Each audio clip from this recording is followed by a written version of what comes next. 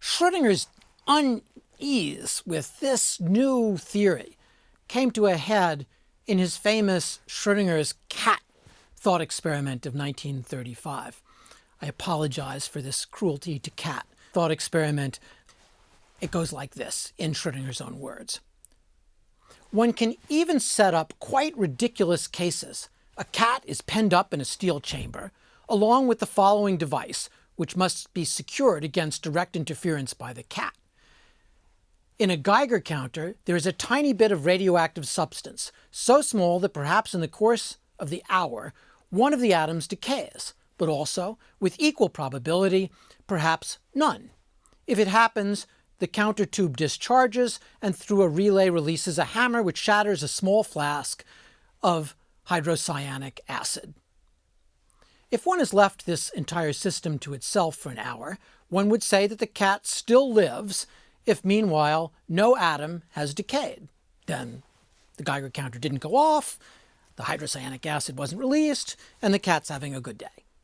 The psi function of the entire system would express this by having in it the living and dead cat, pardon the expression, mixed or smeared out in equal parts. That is to say, psi 1 would be the atom decays, the cat's killed by the acid. Psi 2, no atom decays, the cat lives a happy hour.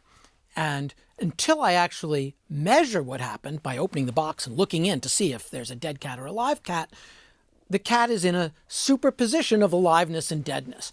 Schrödinger thought this was so absurd that no one could believe that this was a way of pursuing a new science.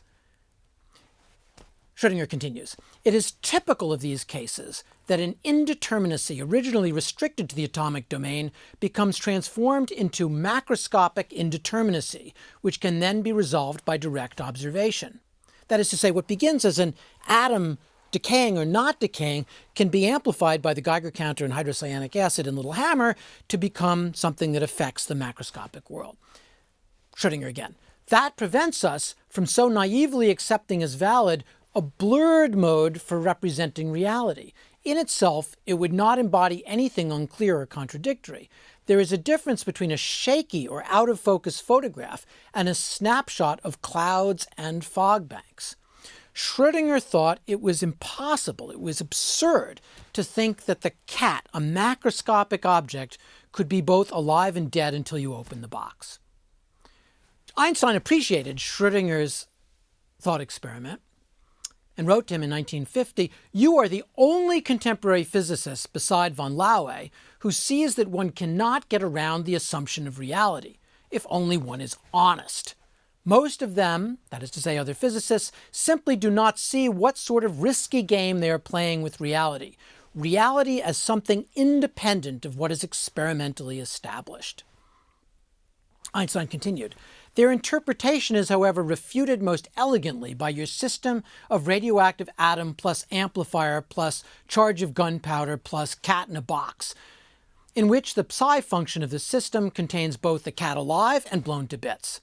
Nobody really doubts that the presence or absence of the cat is something independent of the act of observation." For Einstein, as for Schrödinger, it was absurd to abandon the independence of the physical world from us. What quantum mechanics was teaching, what Einstein and Schrödinger had such trouble accepting, was that there's, as physicists have sometimes called it, an implicate order, that we are part of the world, that our process of observation is mixed up with the way the world is. And that lesson, that notion that there isn't an independent reality functioning along without regard to what kind of experimental setups we establish or how we proceed, was for Einstein and Schrödinger a kind of betrayal of the mission of the scientist. And it lay behind his fundamental, undying aspiration to complete quantum mechanics, to accept its experimental success, but to develop it further in such a way that that independence was restored. Next, we'll look at the battle that this led to between Einstein and Bohr as they duke it out.